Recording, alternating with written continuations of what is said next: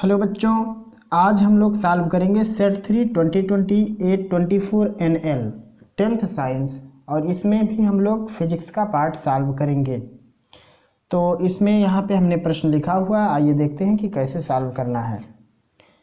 प्रश्न 1 है और उसका फर्स्ट 1.5 वोल्ट विद्युत वाहक बल के सेल का आंतरिक प्रतिरोध 3 ओम है, तो सेल से प्राप्त धारा का अधिकतम मान होगा। कैसे निकालना है? देखो, निकालना है I, तो I इक्वल होता है V/R। यहाँ पे V की वैल्यू है 1.5 और R की वैल्यू है 3। डिवाइड करेंगे तो आएगा 0.5 एम्पियर। और यहाँ ऑप्शन है option number 2। Question number first का सेकंड पार्ट है, एक अवतल लेंस की फोकस दूरी 5 मीटर है, तो इसकी क्षमता कितनी होगी?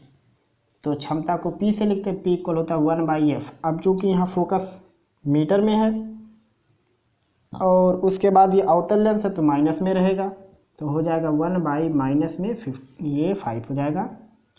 और यहाँ से अगर डिवाइड करेंगे तो आएगा 0.2 और वो भी माइनस में आएगा, इतना डायोप्टर होगा। तो यहाँ पे आप देखोगे ये आपका सेकंड वाला ऑप्शन ये वाला है। और उसके बाद अगला है, आपके घर के टीवी में एक LED इंडिकेटर लगा है जो 0.75 वोल्ट और 100 मिली एम्पियर पर कार्य करता है, इसकी शक्ति क्या होगी? तो शक्ति को P से लिखते हैं, P इक्वल होता है V/I। तो यहाँ V की वैल्यू है 0.75 वोल्ट और यहाँ ये 100 मिली एम्पियर। तो जब इस मिली को आप ऐसे ही रहने दोगे तो उत्तर मिली वाट में आएगा और मिली को हटा दोगे तो वाट में आएगा, तो रहने देते हैं। 100 का गुणा यहाँ इसमें करेंगे तो आएगा ये 75 और ये हो जाएगा 75 मिली वाट। कहाँ है ये आपका पहला वाला है। और उसके बाद अगला है, प्रकाश का वेग निम्न में से किस माध्यम में सबसे अधिक होता है?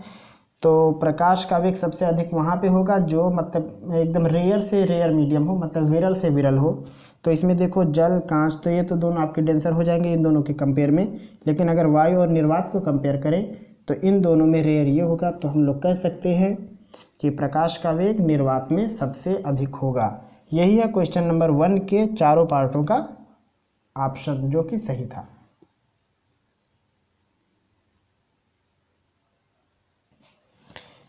प्रश्न है, एक छात्र कक्षा में श्यामपट्ट पर लिखे अक्षरों को ठीक से नहीं देख पा रहा है, तो इसकी आंख में कौन सा दोष है और इसको कैसे दूर किया जा सकता है? तो यहाँ पे देखिए, जो छात्र है वो श्यामपट्ट पर लिखे अक्षरों को नहीं देख पाता है, तो दोष को कैसे निर्धारित करते हैं? अगर मतलब 25 सेंटीमीटर से कम की वस्तु को क्लियर देख लें और उसके बाद वाली चीज़ को क्लियर ना देख पाएँ, तो वहाँ पे होता है निकट दृष्टि दोष। जब करीब की चीज़ स्पष्ट दिखती है, थोड़ी दूर की नहीं दिखती है, तो होता है निकट दृष्टि दोष। और जब केवल दूर की दिखती है, करीब की नहीं दिखती है, तो होता है दूर दृष्टि दोष। तो यहाँ पे है कि जो छात्र है वो श्यामपट्ट पर लिखे अक्षरों को नहीं देख पाता, मतलब आँख के करीब वाली चीज़ को देख ले रहा, मगर थोड़ा सा दूर जो आपका श्यामपट्ट है, मतलब वो उस पर कुछ भी जो लिखा हुआ वो दिख नहीं रहा।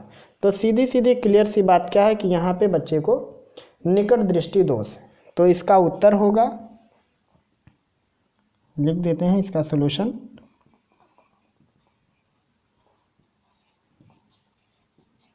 इसमें अगर दृष्टि दोष की बात करेंगे तो लिखेंगे आँख में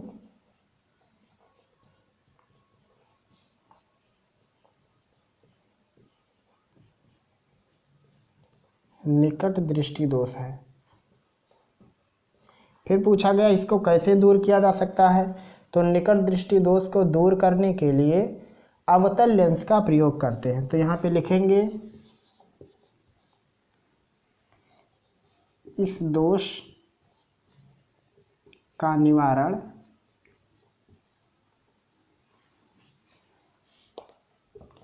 उपयुक्त क्षमता के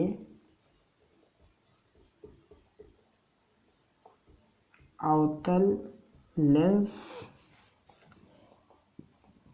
से किया जा सकता है।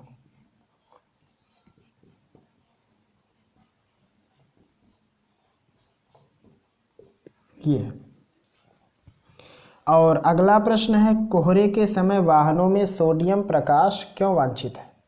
मतलब जो हेडलाइट होती है, मतलब गाड़ियों की जो लाइट लगी रहती है, वो लाइट मतलब जो येलो कलर की होती है, मतलब उसका प्रयोग मतलब नहीं करना चाहिए या कम करना चाहिए या वर्जित है, इस प्रकार से कह सकते हैं। तो वही कहा कि मतलब कोहरे के समय सोडियम लाइट मतलब येलो कलर की लाइट वो वर्जित क्यों है या मतलब उसके नुकसान वगैरह क्या है, ये जानना है।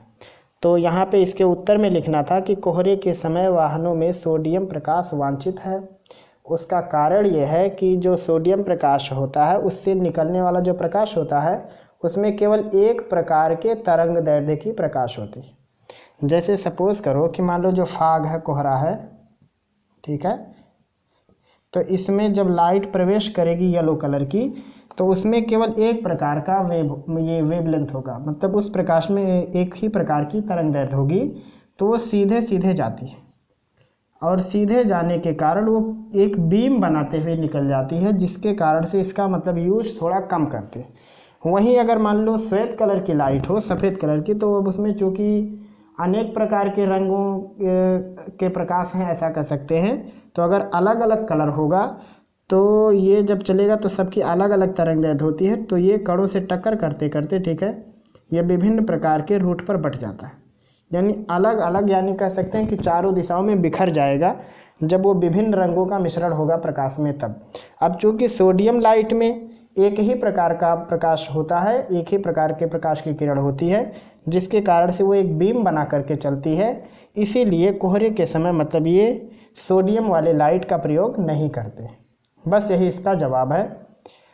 और उसके बाद अगला प्रश्न है कि आपके घर के विद्युत मीटर पर 250 वोल्ट 20 एम्पियर लिखा है, आप इस मीटर से अपने घर में अधिकतम कितनी विद्युत भार संचालित कर सकते हैं, यानी शक्ति पूछा गया और कुछ नहीं है। तो देखिए सॉल्यूशन इसका, सॉल्यूशन नंबर दूसरे का थर्ड, इसमें दिया है वोल्ट 250 है और करंट है 20 एम्पियर, पूछा लोड यानी भार, जिसको कहेंगे विद्युत भार, इसको लिखते हैं P से, P इक्वल होगा V इंटू आई, V की वैल्यू 250 और इसकी वैल्यू 20, 0 0 25 दूनी 50, ये हो गया इतना वाट। और प्रश्न में कहा कि उत्तर को किलोवाट में बदलो, तो 1000 से भाग कर देंगे तो किलोवाट बन जाएगा, यानी उत्तर आएगा 5 किलोवाट। और यही है इस प्रश्न का जवाब। मतलब अगर 250 वोल्ट और 20 एम्पीयर लिखा हुआ है तो 5 किलोवाट का भार पड़ेगा। और ये थे आपके क्वेश्चन नंबर 2 के का खा गा यानी फर्स्ट सेकंड और थर्ड पार्ट के सॉल्यूशन। लगा लीजिए इसको। क्वेश्चन नंबर 3 का फर्स्ट, एक अवतल दर्पण से फोकस तथा वक्रता केंद्र के बीच स्थित वस्तु के प्रतिबिंब का किरण आरेख बनाइए तथा प्रतिबिंब की प्रकृति और उसका आकार बताइए। तो यहाँ पे हमने चित्र बना दिया है, एक अवतल दर्पण है, ये उसका पोल है, यहाँ पे इसका फोकस और यह है इसका वक्रता केंद्र। फोकस और वक्रता केंद्र के बीच में एक वस्तु ए बी पड़ी हुई है और उसके बाद इसका प्रतिबिंब बना, कैसे बनेगा, मुख्य अक्ष के समांतर चलने वाली प्रकाश की किरण फोकस से पलटती है और वक्रता केंद्र से जो जाती है प्रकाश की किरण वो 180 अंश का कोण बनाते हुए वापस हो जाती है, मतलब कह सकते हैं कि उसी मार्ग में रिटर्न होती है। तो अब ये दोनों यहाँ के मिली तो यहाँ पे बनेगा इसका इमेज, मान लो ए प्राइम बी प्राइम है वो। तो उसमें फिर पूछा है कि प्रतिबिंब का प्रकृति बताओ।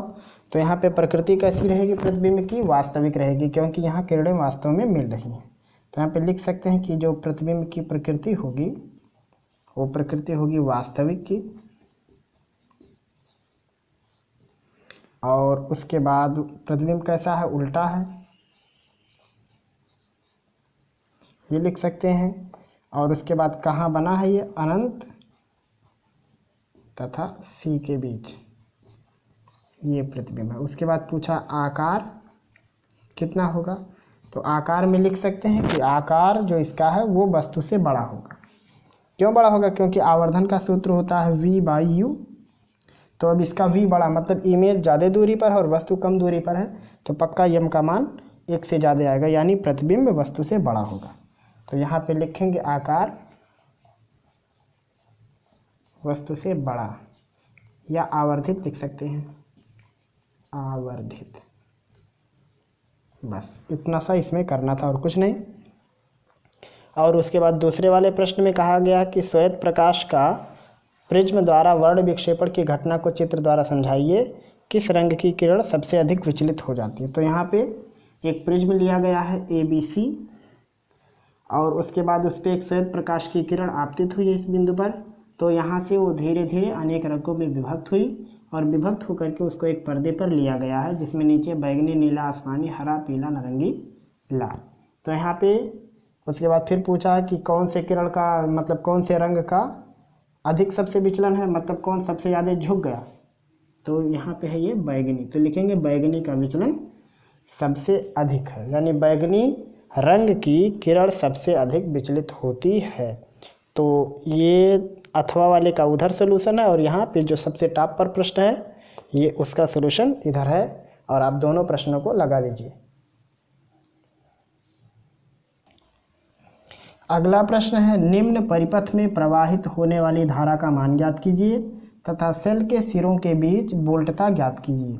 यहाँ पे एक फिगर दिया हुआ, इसमें बैटरी है 12 वोल्ट की, और इसका इंटरनल रेजिस्टेंस यानी आंतरिक प्रतिरोध है 0.5 ओम, और उसके बाद यहाँ कुछ और प्रतिरोध लगे हुए हैं 10 ओम, 10 ओम, 3 ओम, 2 ओम और 1 ओम। इस प्रकार के यहाँ पे प्रतिरोध लगे हुए, रजिस्टर लगे हुए हैं। तो यहाँ पे कैलकुलेशन करनी है, तो क्रमांक डाल देते हैं सीरियल से। जैसे मान लो इसको R1 कह देते हैं, R2, इसे R3, इसे R4 और इसे R5। तो इस प्रकार से प्रश्न लगाने में थोड़ा आसानी होता है। तो अब देखो कैसे कैसे सवाल लगाना है। यहाँ पे देखो ये दोनों सीरीज में है, तो इनको ऐसे सीधे जोड़ देंगे क्योंकि एक ही वायर में कनेक्ट हैं लोग। तो लिखेंगे यहाँ पे सॉल्यूशन में इसके कि R1 R2 श्रेणी क्रम में है,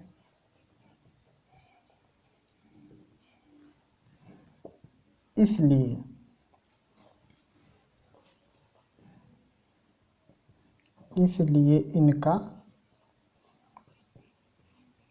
तुल्य प्रतिरोध या परिणामी प्रतिरोध कह सकते हैं, वो होगा R12, क्योंकि सीरीज में सीधा जोड़ देते हैं तो हो जाएगा R1 + R2 यानी 2 + 3 इक्वल हो जाएगा 5 ओम। अब उसके बाद ये जो उत्तर आया इन दोनों को मिला करके, वो वाला और ये वाला और ये वाला, ये तीन हो जाएंगे पैरेलल। तो यहाँ पे लिखेंगे R12, R3 और R4 समांतर क्रम में है। लिखेंगे इसलिए इनका तुल्य प्रतिरोध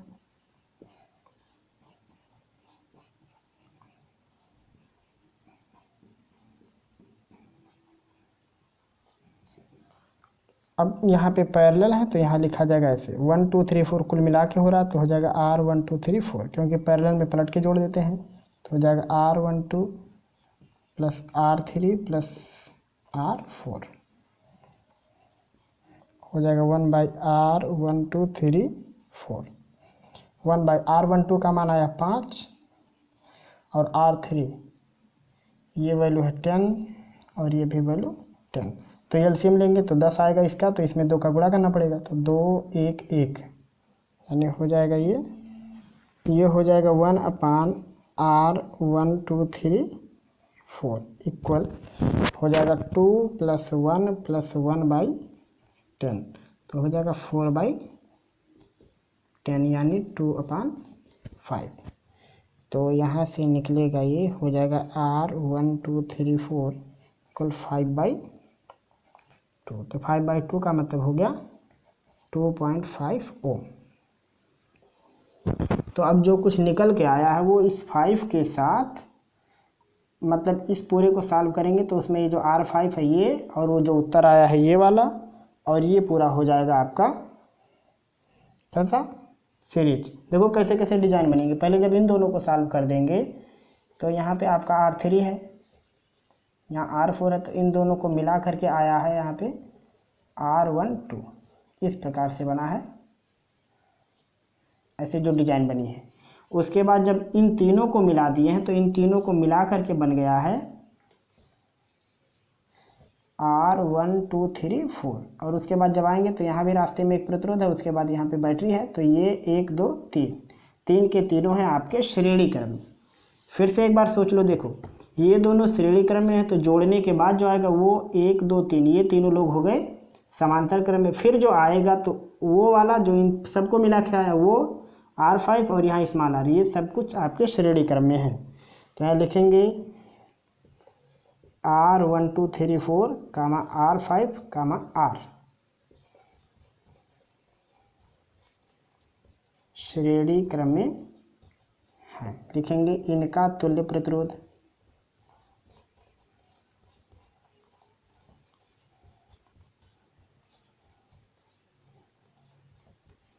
मान लेते हैं R इक्विवेलेंट फाइलन है इसलिए लिख देते हैं। तो ये हो जाएगा R1 2 3 4 plus R5 plus R1 2 3 4 मतलब सब कुछ मिला के कितना आया है 2.5 और R5 है 1 और ये है 0.5, तो हो जाएगा 3 1 4, तो हो गए 4 ओम R इक्विवेलेंट। इतना आ गया। उसके बाद अब चूंकि इस प्रश्न में पूछा था कि प्रवाहित होने वाली धारा का मान, मतलब आई पूछा है, तो यहाँ पे लिखेंगे इसलिए परिपथ में प्रवाहित धारा आई बराबर हो जाएगा V बटे R इक्विवेलेंट। तो V का मान है यहाँ पे 12 और R इक्विवेलेंट आया कितना 4, तो ये हो जाएगा 3 एम्पियर। ये इस प्रश्न का सलूशन है। उसके बाद फिर पूछा इसमें कि सेल के सिरों के बीच कितनी वोल्टता है, मतलब इसका टर्मिनल पोटेंशियल कितना है। तो कैसे निकालेंगे, यहाँ देखो आंतरिक प्रतिरोध है तो इसमें जो धार मतलब ये पोटेंशियल बनेगा वो पोटेंशियल इसमें से घटा देना। लिखेंगे सेल के सिरों के बीच वोल्टता बराबर, अब क्योंकि 12 वोल्ट की बैटरी थी उसमें से इस प्रतिरोध में भी कुछ वोल्ट क्षय हो जाएगा, तो कितना कम हो जाएगा 0.5 और उसमें धारा कितनी जाएगी 3, तो हो जाएगा ये 12 माइनस 1.5 लेस करेंगे तो आएगा 10.5 वोल्ट। और यही है आपके प्रश्न का सॉल्यूशन। तो मेरे ख्याल से आपको क्वेश्चन नंबर 3 का सेकंड का सॉल्यूशन समझ में आ गया होगा। अगर आपका कोई भी प्रश्न होगा तो आप हमें ज़रूर बताएंगे। खैर इस प्रश्न को यहीं उतार लीजिए। यह है क्वेश्चन नंबर 3 का दूसरे पार्ट का ऑप्शनल, मतलब इसमें 2 थे, किसी एक को करना था, तो यहाँ ऑप्शनल वाले का सॉल्यूशन देखिए। प्रश्न है कि आपके घर में प्रयुक्त 1.5 किलोवाट का एक एयर कंडीशनर प्रतिदिन 10 घंटे चलाया जाता है। प्रति माह 30 दिन खर्च होने वाले विद्युत ऊर्जा का मूल्य ज्ञात कीजिए यदि प्रति यूनिट मूल्य ₹7 है। तो कैसे निकालेंगे, यहाँ पे दिया हुआ है पावर और वहाँ पे दिया हुआ है टाइम, तो यहाँ पे पहले यूनिट निकालेंगे, मतलब शक्ति दिया हुआ है जिसको लिखेंगे विद्युत शक्ति, पीओ दिया 1.5 किलोवाट, और उसके बाद समय दिया हुआ है, समय कितना दिया हुआ है 10 घंटा डेली चलता है और 30 दिन तक चल रहा है, यानी 300 घंटा ये दिया हुआ है। तो उसके बाद निकालेंगे ऊर्जा या विद्युत ऊर्जा, होता P इंटू टी, P की वैल्यू 1.5 इंटू 300, तो 1 0 से दशमलव खत्म हो जाएगा, तो हो जाएगा ये 450 यूनिट। यहाँ लिखेंगे इसलिए प्रति माह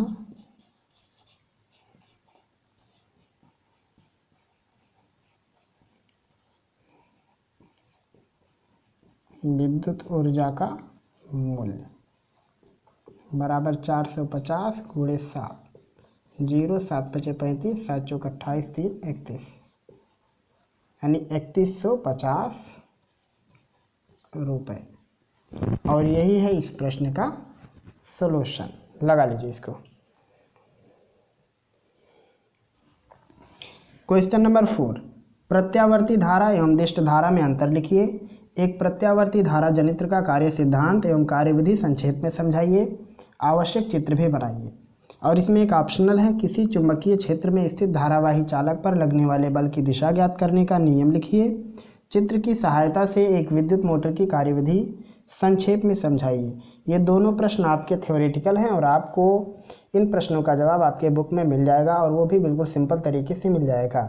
अगर आपको इन दोनों टॉपिक को समझने में कोई परेशानी होगी तो आप हमें ज़रूर बताएंगे। फिर मिलेंगे हम लोग जल्द ही अगले सेशन में। तब तक के लिए खुदा हाफिज़।